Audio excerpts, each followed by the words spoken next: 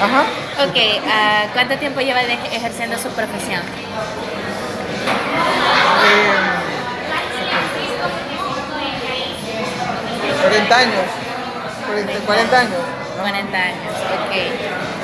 Bueno, comenzando, cuando usted estaba estudiando, ¿tuvo alguna materia relacionada Sí, con la ética? ética profesional, sí. Ética profesional. Desde su práctica en su profesión, ¿qué entiende por ética? Yo entiendo por ética la coherencia entre lo que tú sabes que tenés que hacer y lo que haces. Pues, para mí así se define la ética. ¿Le sirvió de algo haber estudiado la ética en el momento en el que usted empezó a ejercer su Sí, profesión? definitivamente sí, porque te marca un poco no solamente la filosofía con la que tú vas a enfrentar tu vida personal, sino que también tu vida profesional. Entonces, en ese sentido, creo que todas las carreras de todas las universidades deberían de tener ética. ¿Conoce usted algún código de ética que aplique para su carrera? Lo he aplicado diferentes códigos de ética en diferentes lugares donde he estado. Por ejemplo, fui directora de la Escuela de Diseño de la Matías Delgado durante muchos años y ahí hubo un tiempo en el que era bien fácil, como estábamos empezando la internet y todo, era muy fácil que los estudiantes copiaran diseños que ya existían, ¿verdad? Entonces trabajamos en un código de ética profesional para garantizar, primero, que la persona que copiaba diseños fuese penalizada desde el punto de vista de la universidad, ¿verdad? Porque no es correcto, porque si tú lo haces mientras estudias, lo vas a hacer cuando estás profesional. Entonces es como que no crees en ti mismo, ¿verdad? Y todas tus capacidades creativas. Entonces sí, y tuvimos casos que tuvimos que quitar alumnos porque estaban incurriendo en faltas de ética, ¿verdad? Y luego en el mundo de la ética en el trabajo, por ejemplo en el Ministerio de Relaciones Exteriores, como uno trabaja con comunidades salvadoreñas en el exterior, uno tiene cierto código de ética, porque lo que pasa es que la concepción, por ejemplo, del migrante salvadoreño es como la concepción del migrante que va caminando ahorita en la frontera norteamericana. Y no hemos visto la dimensión del migrante que llega sin manejar un idioma a una cultura completamente extraña, ¿sabes? A meterse a la vida de un país teniendo cero herramientas. Entonces hay un código de respeto siempre a la contribución incluso que el migrante hace a la economía nacional, por ejemplo. Entonces, tú no podés tratar efectivamente al migrante, sino que al contrario, por ejemplo, era una ética en la época que yo trabajé, que era un respeto profundo al migrante por su aportación a la economía de El Salvador y a las economías de la familia. Entonces, son maneras de comportamiento adecuado, ¿verdad? En las relaciones que tú puedes tener internacionales. Y en el plano ético internacional, vos sabes ahora lo que es la antiética, ¿no? Estamos viendo una presidencia norteamericana que está faltando totalmente a todos los cánones de ética diplomática, ¿verdad? La otra pregunta sería, ¿cuáles son los 5 valores que deberían de distinguir a un profesional? Los 5 valores. 5 valores que usted considere que debería distinguir a un profesional. Primero es pasión por lo que uno hace. Si vos no tenés pasión por lo que haces, no tiene sentido la cosa. Segundo, la integridad. O sea, que si a ti te es encomendado un proyecto, tú tenés que llevarlo a cabo íntegramente, correctamente, ¿sabes? En el sentido del manejo de recursos, no solamente de los recursos económicos, sino también en lo que tú puedes hacer por la gente. O sea, es servicio, para mí es otra de las cuestiones, servicio. La voluntad de servicio que tú tenés que hacer, en el sentido de que uno tiene siempre que honrar su trabajo, ¿verdad? O sea, vos tenés, si tenés un trabajo, tenés una oportunidad de aprendizaje. Y tenés una oportunidad de servicio, ¿verdad? Que he estado viendo que en las campañas ahorita está como de moda ese tema, ¿no? Que entramos a trabajar porque tenemos oportunidades de servir. Entonces, que esa oportunidad vos la honres siendo puntual, la honres cumpliendo con tus responsabilidades, ¿verdad? Y la honres siempre disfrutando lo que haces, porque eso se transmite. Okay.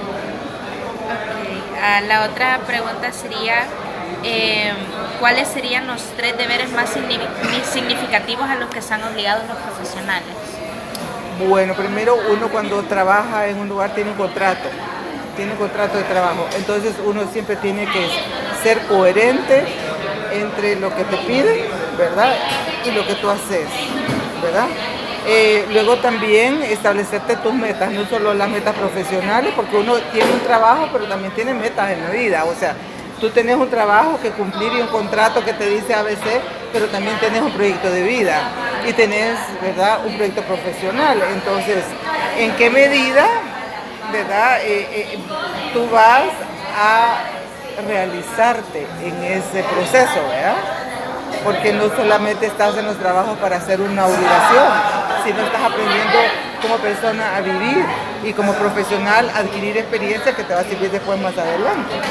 Entonces, para mí son de las cosas que más son importantes, ¿verdad?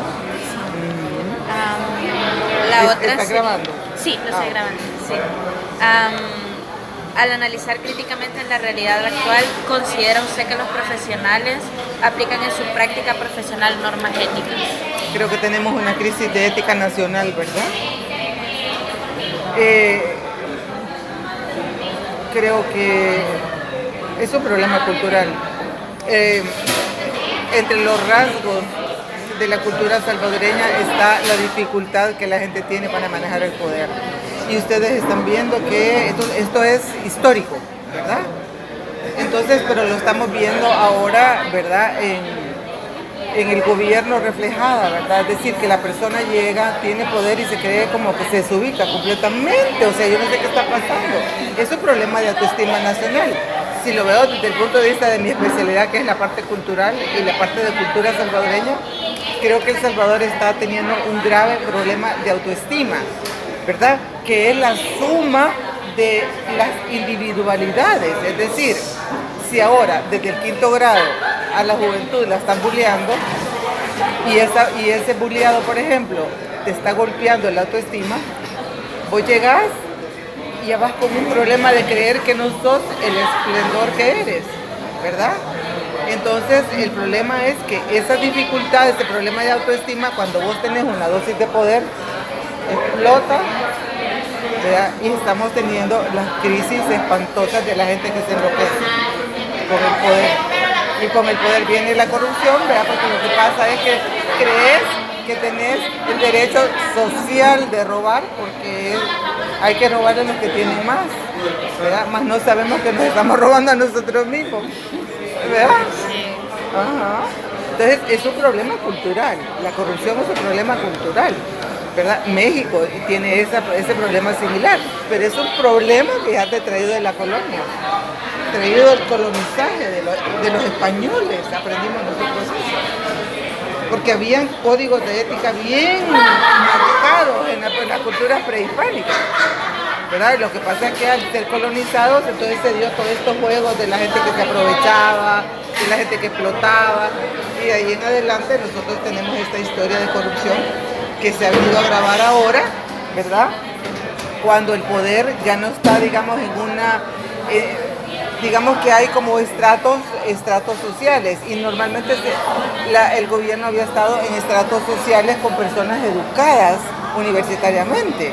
Entonces vemos desde hace 8 o 10 años la llegada al gobierno, ¿verdad?, de gente que no tiene capacidad para el trabajo que tiene que desempeñar. Y ahí es donde empieza el relajo, ¿verdad? Porque lo que pasamos es que, te voy a poner mi experiencia en la Cancillería.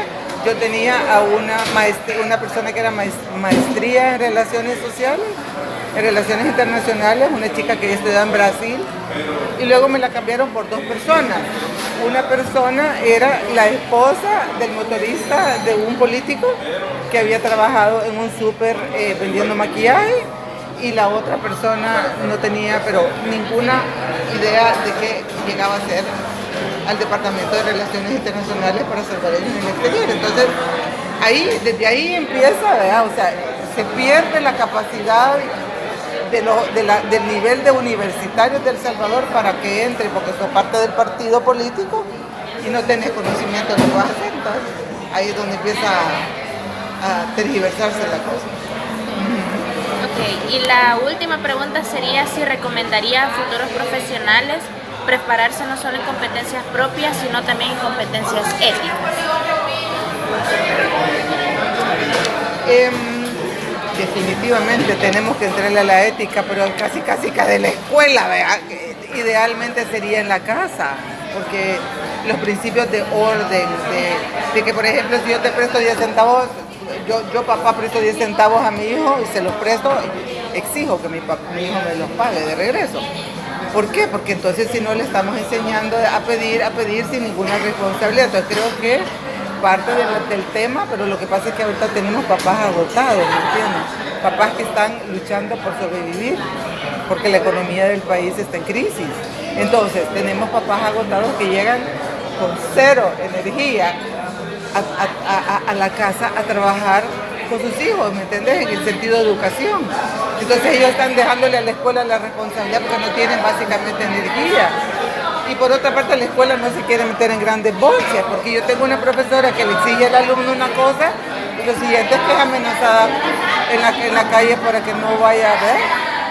Entonces estamos viviendo unas circunstancias, yo que trabajo con comunidades y trabajo en zonas de violencia, te puedo decir que es muy difícil, ¿verdad? Hacer a un chico ahora responsable y cumplidores de los valores es bien difícil, ¿verdad? Te voy a contar el caso de una profesora que me acaba de pasar. Ella trabaja en San Martín y en una comunidad con riesgo de violencia, ¿verdad? Entonces ella estaba en la idea de que ustedes tienen que cumplir con los deberes que yo les dejo, ¿verdad? Pero de repente una chica que era la novia de un marero le dijo que ella no estaba dispuesta a hacer las cosas, ni los deberes ni las tareas, porque ella no tenía tiempo y lo siguiente que supo es que el compañero de la chica llegó al aula a decirle que si no le ponía 10 ella se arriesgaba a morir. Y me dice la profesora, ¿y yo qué hago? Yo tengo 3 hijos. Yo no puedo dar el lujo de aplazar a esta niña que no tiene responsabilidad, ¿verdad? Entonces, estamos en una etapa bien complicada. No sé cómo se remienda un país ahorita desde el punto de vista ético, ¿sabes? Porque no estamos respetando, hemos perdido los límites del respeto. Y entonces se tiene que construir. Fíjate que la ética se debería de enseñar en la clase de valores en las escuelas, ¿verdad? Pero no sé qué estamos enseñando en ese. Antes sí había, no sé, ahora en la reforma educativa sí lo estamos haciendo. Y luego todo, profesional, universitario, tiene que entrarle a la ética. Y también lo que trae el gobierno a la ética gubernamental. Hay un código de ética gubernamental, pero no se usa, ¿no? Hay un montón de trabajo que se ha hecho, pero no se aplica. Pues esas básicamente serían las preguntas. Vaya, pues, ¿y de qué se trata el trabajo? Es que, vaya, nosotros en este trabajo tratamos de saber realmente si los profesionales que se graduaron antes de nosotros tienen como la noción, o al menos tener como la capacidad de saber si se está manejando éticamente en su campo profesional. Lo que pasa es que una persona que no se está manejando éticamente en el campo profesional no se va a dar cuenta que no está siendo ético. ¿Ves? Porque desde su perspectiva de valores, robar es. ¿Entiendes? Entonces es bien como difícil. Es bien como difícil porque tiene que ver mucho, como te digo, con tu educación en la casa, con tu educación en la escuela y en la U, porque en la U es bien difícil que ya vos cambies un poco en este tema de la ética. ¿Verdad? Entonces yo siento que tenemos que abordar este problema desde el punto de vista cultural, desde el punto de vista que los salvadoreños tenemos un grave problema de autoestima nacional. De hecho, nunca estamos orgullosos de lo que tenemos.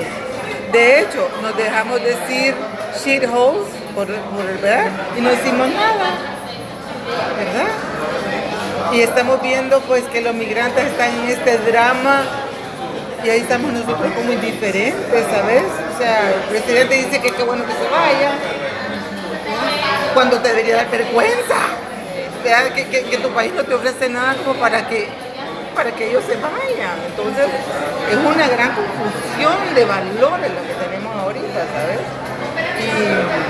Y entonces es un problema, el problema de ética de la actualidad es un problema que creo que se termina de agravar con el conflicto armado de El Salvador, ¿verdad? Porque en el conflicto armado nos enseñaron muchos antivalores, ¿verdad?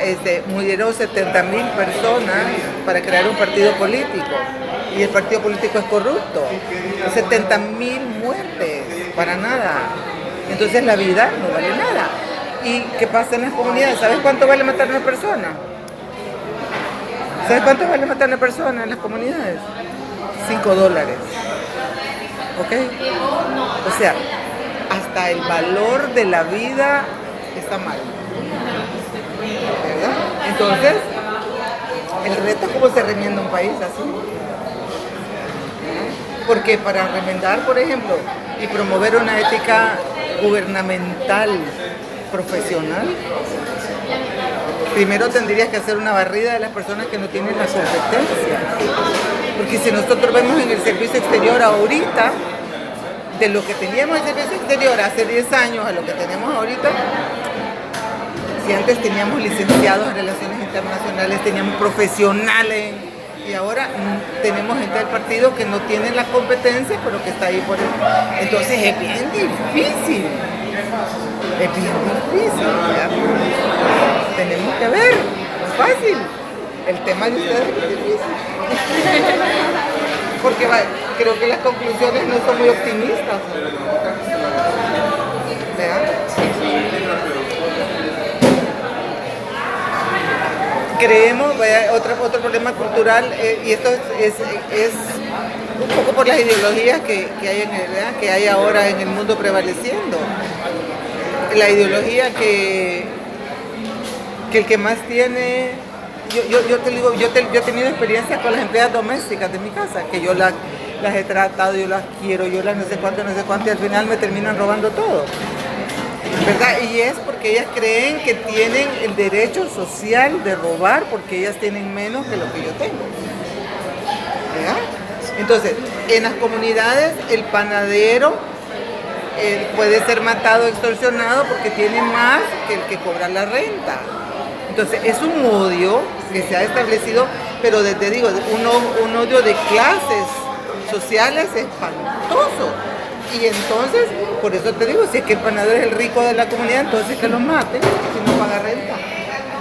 O sea, se ha estratificado al nivel más básico el odio. Entonces, sácate, como componemos el país. Yo te le digo, yo me la paso pensando.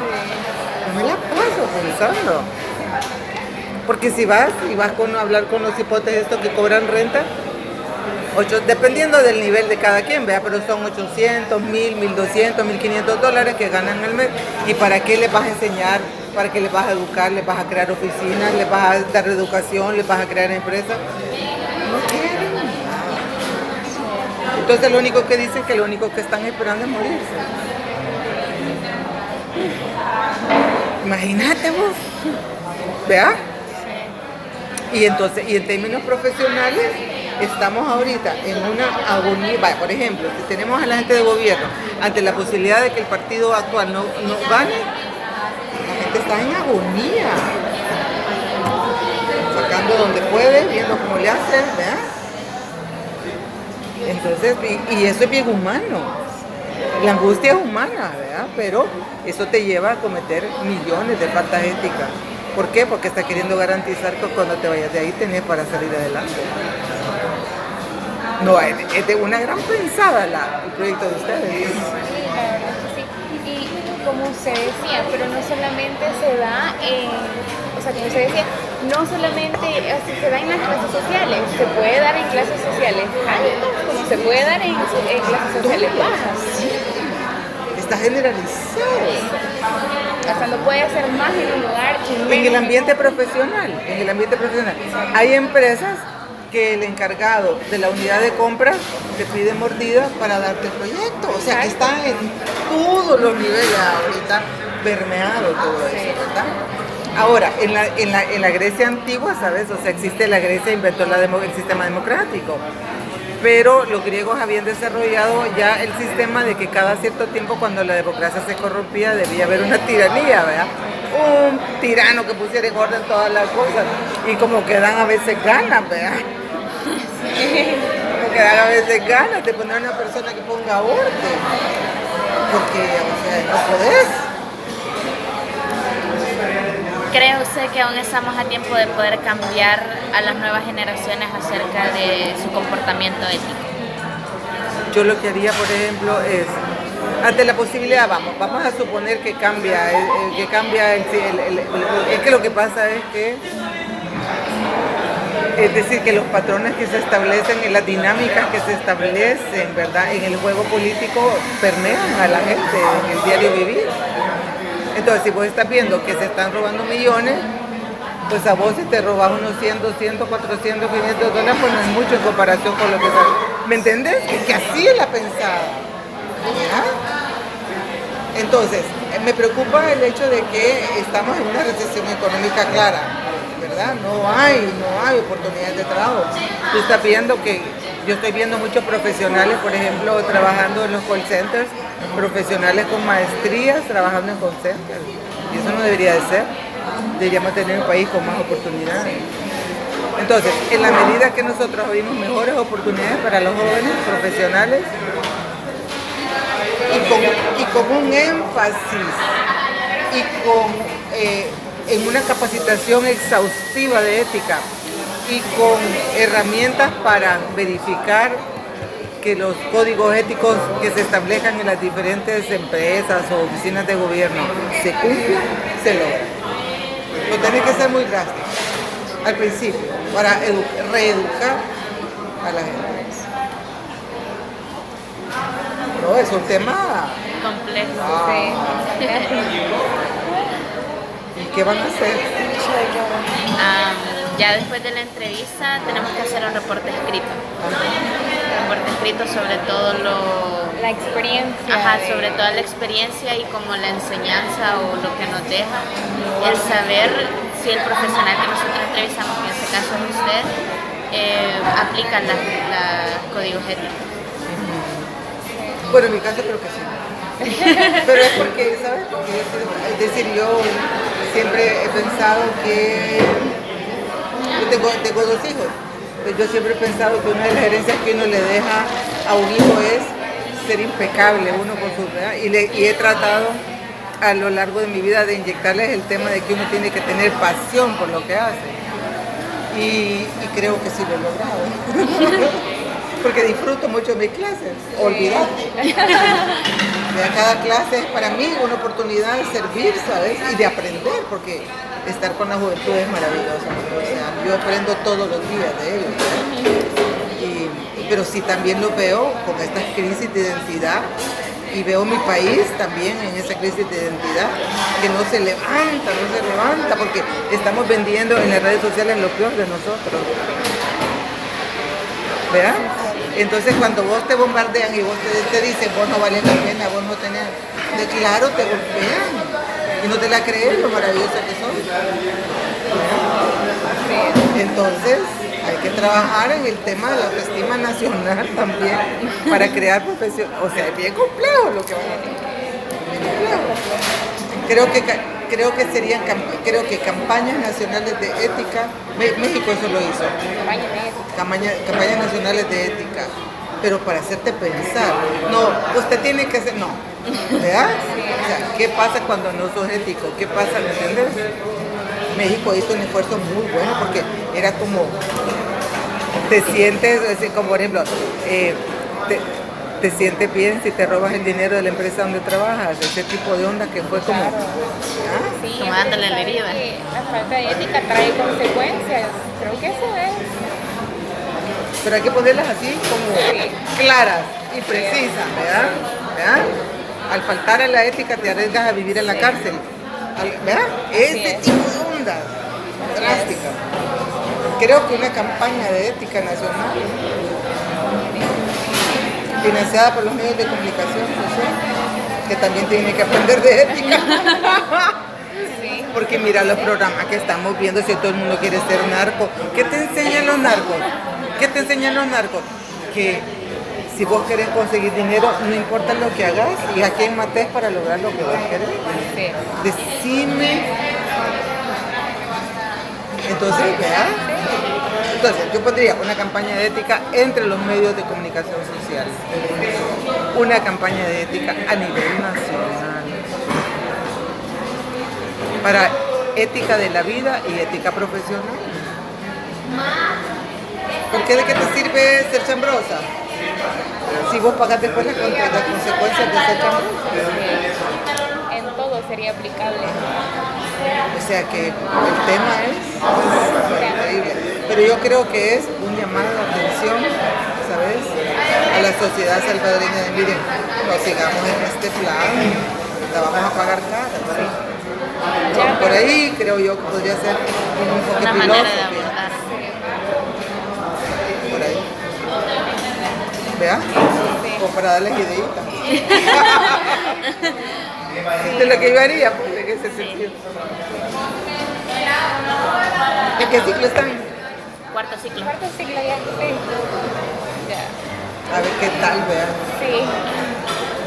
Yo pienso que a mí, yo he trabajado mucho en la Cancillería en diplomacia cultural, ¿verdad? En cómo nosotros, o sea, sí, los salvadoreños en el exterior se mueren por los aromas y sabores de su país, se mueren por ver fotos del Salvador, este tipo de cosas, ¿sabes?